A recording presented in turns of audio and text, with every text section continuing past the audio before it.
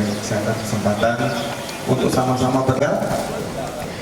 Seperti yang diulas dalam skenario unjuk rasa yang terjadi di salah satu hotel tempat menginap para atlet Asian Games. Di dalam skenario tersebut, beberapa petugas kepolisian diminta bagaimana menghadapi serta menangani massa yang mencoba berbuat anarkis serta langkah-langkah apa saja yang harus dilakukan dan mencegah hal-hal yang tak diinginkan.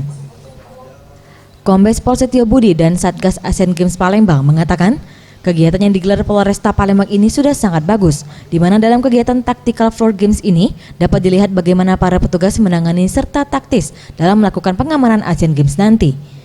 Pelatihan tadi saya anggap memang salah satu model pelatihan yang manfaatnya adalah untuk anggota-anggota yang melaksanakan tugas operasional, ya, untuk pengamanan.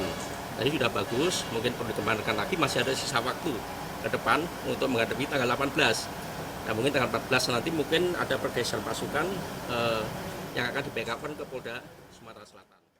Hal senada juga disampaikan Kapolresta Palembang, Kombes Pol Wahyu Bintono Haribawono mengatakan, diharapkan kegiatan ini dapat melatih serta arahan kepada seluruh perwira kepolisian dalam mengamankan Asian Games.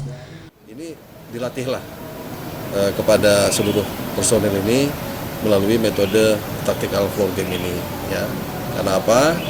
Karena di Kota Palembang ini banyak tempat-tempat wisata, ya, baik itu wisata religi, wisata kuliner, wisata alam juga ada di sini. Dr. Sukamto, kami akan melakukan penyekatan. Tim Liputan Sriwijaya TV.